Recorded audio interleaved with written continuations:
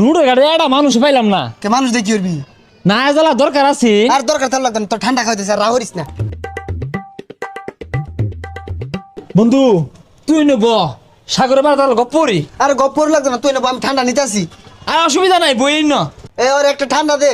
আরে বন্ধু তুই আগে খা, লিপু তোরে যে মাই দেই দিছে তোর আত্মার উইরা গেছে গা, খায় ঠান্ডা হর মারছে লিপু আরে।